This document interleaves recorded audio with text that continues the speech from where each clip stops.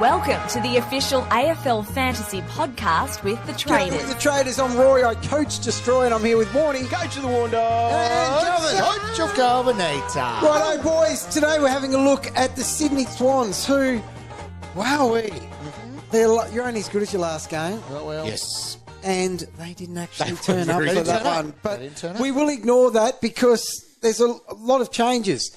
Namely, most importantly, I meant to say, at the top. And that's with Horse gone, Coxie coming in, which I think is going to shine a fresh light on the club. And maybe... On Ruckman? Potentially. But I think it's going to change a few things, and I think it could be the better from a fantasy perspective. So. Yes. Rightio, them as a club, they were all right scoring points and pretty tough against, but that's probably not what we're really looking at. The ins and the outs, no key ins, apart from all the draftees that they got there. Their outs, they did trade Luke Parker to North Melbourne. He's probably the main best 22 player. But other than that, it's a pretty settled lineup, it is. You would think. And does that settled lineup help them move forward? Obviously, it's good enough because what's that? A couple of grand finals in the last 3 years? Yeah, 100%. I just think Coxie coming in changes a lot of things. Yeah. Like, not that Longmire wasn't a good coach, but it looked like a few people weren't playing at their best anymore, and I reckon fresh eyes could see a spike in a few scores. Now, I need to flag to start off with that they've got the round 3 early bye. Bad bye. And it's a bad bye because there's 4 teams on, and there's players like Bailey Smith that we're basically all locking in. There's already one on that bye, and there's a few Lions as well that are putting their hand up. You don't want to end up with too many on this bye. It's going to absolutely wreck your team. So that's why I don't think we're spending up on any Swans, but it doesn't mean that there's not a few worth talking about, and especially from a draft perspective. So their best player last year was Errol Gulden. No surprise. Scored 109 points per game. Now, it was actually a little bit disappointing because it was down from the 113 he'd done previously. The thing with Errol, I love Errol, and there's going to be a time where he is the number one scorer in a game for the year when midfielders get their dominance back, etc. But he has all the tools to, push that 120, which is uber elite. But what held him back last year? You throw Errol anywhere around the ball and he's going to score. When he spent so much time on the wing last year, it was incredible. If it wasn't, how there's a cold wing. Yeah. If he was on that, and sometimes he was on it for a quarter, he could go from being the hottest player on the ground by a country mile to not touching it for unbelievable periods for someone who racks up like he does. Now, if Coxie comes in and just says, we're not mucking around with you on the wing anymore, for example, and he would be the main guy in the midfield, well, I tell you what, his numbers would be through the roof. Jeez, their midfield's so interesting. Because I think, so what do we see? Heeney went in there last year and became basically the number one banana. He was. Rowbottom doesn't play anywhere else than there. No. He's there. Chad Warner. Yeah. Can play a bit forward, but I think he's a mid. He's a mid. Yeah. And then you're looking at Errol, but then you're looking at other players that could be poking their heads in here, and we'll talk about later, I reckon. But that's the thing. Is this going to be his role from now on? Is he that inside, outside, the wing with a bit of time in the guts? I don't know. I think 36%. Yeah, he's wasted when he's not touching it for a whole quarter. But still super young too. He's developing. But obviously, he is amazing on the wing. But he'd also be an amazing back pocket if you put him there. I just think he's best when he's at the CBAs. But that's just me. So that's Errol. I think he's actually underpriced. I wouldn't hesitate to launch into him for that price if he wasn't going to be having It'd be a nice, really early draft selection. Without a doubt. Where is he for your midfield rankings? Where's he right up there? I think in the rolling from memory, I might have had him at number 1. Yeah. That's how highly I rate this guy. Am interested to see where he is going to play and if it is heavy wing again. Heeney, obviously no one's talking about Heeney because he's lost forward status. He just went massive last year. And he holds it, doesn't he, that position? That's what he is. He was just amazing. He was Brownlow favourite for most of the year. put 25 points on his average, moving into that midfield role. A weasel, Calvin. He was dominant through there, still pushed forward and kicked goals as well. So Did he slow down at the end? He did. I'm looking at it now. Because you picked him when he slowed down. Yeah, he was losing weasel status. 93 he averaged in his last 8. 8, and that's a decent number. Interesting. Yeah. Now, Grundy... Yeah, sorry. Right. Oh, no, it's just interested in that one. Is that sort of when Mills came back into the team? But Heeney doesn't go 105. I don't think so, but I think he's 100. Yeah. Grundy came in and didn't disappoint. No, really, he's good, wasn't he? like for a couple of years where, you were just like, what's going on? So he ended up averaging 97. He's just another one that if you miss those top drafts, the top 4 we're calling it really, aren't we? Yep. He's a great one if he can slide to reasonable levels just to do much the same, 95 type areas. I think Is so. that what you're thinking? Yep, exactly. Yeah. All right. Now, the elephant in the room, the guy that we really need to talk about here, especially on this buy, is Callum Mills.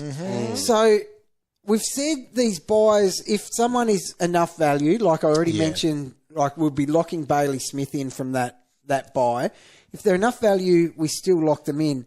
The question is Callum Mills enough value? So he's 359. From what we saw last year, you'd be thinking, well, I'm not really missing out by not picking him because he wasn't doing anything anyway. Now, we know last year was a complete disaster for him injury-wise, and it started on Mad Monday, didn't it? Yeah, so that's why he missed was wrestling, his fair chunk of did the his season. shoulder. Oh, Callum. Captain. Not ideal from the captain, but let's just cast your mind back to 2021 and 2022, okay?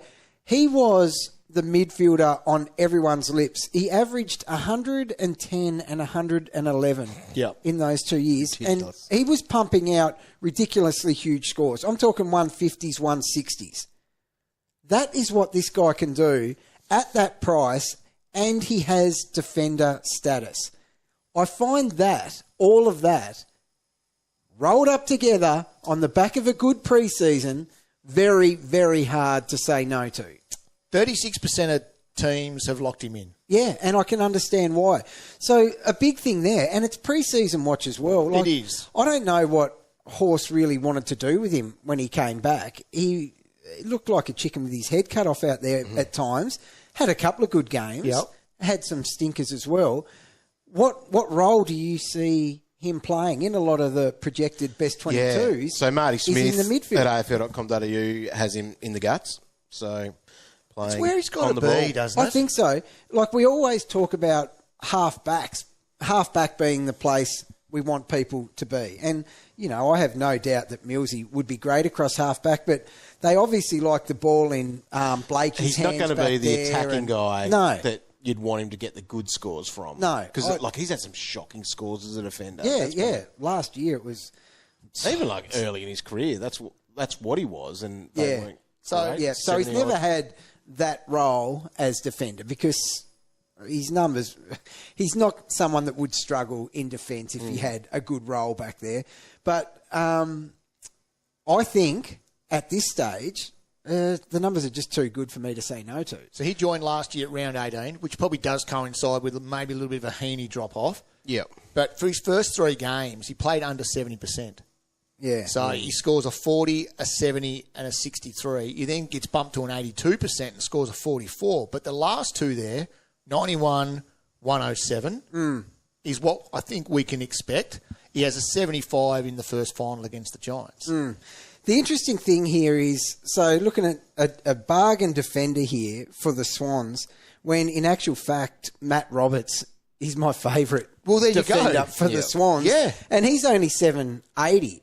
So he became not the Blakey. 21k more than Mills. Yeah. And do you feel like Roberts, Yes. with what he was able to do, Yeah. is better? He's better. See, that's the joke here. So Blakey's obviously that run-off halfback attacking defender, but Roberts was the accumulating attacking defender. Like his ball use and that, they go out of their way to give it to him. Well, they did in the last probably 7 rounds. He averaged 104 in that time. He did. Michael Barlow medalist. Yeah. No wonder he got it. 100%. And he did nothing to lose the role. Like he's such a good decision maker and ball user. And I tell you what, he doesn't mind his fantasy as well, which gives him an extra tick. But I feel like he is not much worse, really, than Mills. Like, who would you pick out of the two if you had to pick one out of the two? Well, we've talked about that role. Yes. And I think that's what gives it to me, because that is his role. He's got that juicy halfback distributor role. That's what you want. He's got the Jake Lloyd role. So Who used to be one of ours. Is what Lloydie used to be doing. He may not have that 110 ceiling that we saw from Mills, who's had his best in the midfield, but I don't think there's more chance that Roberts has a really good average than Mills, who could be anywhere. God, it is so tough. They're basically priced the same. I know. If they didn't have a bye, I reckon I couldn't split them and would happily pick both of them. Then this is the issue. They've got that bye, and as we mentioned, it is that bad bye, the round 3-1 that they do share with the Lions, Pies, and Cats. Now, defender-wise, and we'll talk about Kitty on the next episode, actually, but you've got 3 guys there that could be, if we didn't have buys to think about, genuine options to pick back there. So it's going to come to what that opening round score could be. Big time. Is that almost how you're going to split them, or no? We'd look at the roll. Score and roll. Roll's the key. I think it is, but the score's important too. It's because important. That's the upcoming price changes. Yeah, because you get essentially 2 price changes after round 1. Yeah. So they play the Hawks in that opening round, which are not an easy team to score against anyway. No. It's funny that you mentioned Lloyd, because he's someone that we used to always talk about, because I think, through COVID, he was one of the top scoring players in the game, but he actually finished really well, Lloydie, the season. Okay. He did some old school back on Lloydie the radar, stuff. back on the radar. Not on the radar and up on the wing, but he scored really well late in the season, but we won't be worrying too much about picking Lloyd. And we're not actually worrying about picking too many other Swans than I've just talked about. Now, Warnie, you mentioned Cleary had a... Yeah, I guess I think he was picked 24 in the previous year's draft, and he's hitting, what are they called, time trials. Time trials. Like he's one of the top he runners can run. in that. He can run. So I think that's a win from it, and he averaged over 100 in the NAB League. Yeah. In his draft year. What did he do last year? He must have been all right in the VFL as well. Hang on, I've clicked out of him. Yeah, he did 100. But he was 100 there. So, good player. If he gets an opportunity, and just because of the price, and that's the thing, we've always got to consider that. And as a forward at 244k, it'd be nice to be able to lock someone away at that sort of price on your bench, just to make some cash. Be nice if your boy Angus Sheldrick gets a game again, Roy. Isn't that interesting? I did actually crunch the numbers on Sheldrick, hoping for some huge VFL returns, and it was solid. Like, it was Sheldrick solid. Just like too expensive now. Price at 440k. But wasn't he great for us back in the day? Excitement machine, Roy. He was. I definitely want to watch. And the team, because they are playing opening round, we get to see what they are. So if any of these rookies are playing, then we know that they've already got that one game behind their belt, because that's where almost we had our best sort of value as such with some rookies last year. Able to watch them in that game, know that they were there if they were selected for that round 1 game afterwards. You get those couple of price rises. Lock it in. And we're lucky in a way, because we get to see the role of Mills and Roberts and how that's got to look. Big discussion around that, as there are with plenty of these podcasts, which you can be catching on Spotify and Apple Podcasts. Go and leave us a bit of a comment over there. And don't forget to click back to afl.com.au to read all these articles and the awesome pre-season content that is coming over these next few weeks. Have fun at fantasy.afl.com.au as we ramp up this pre-season.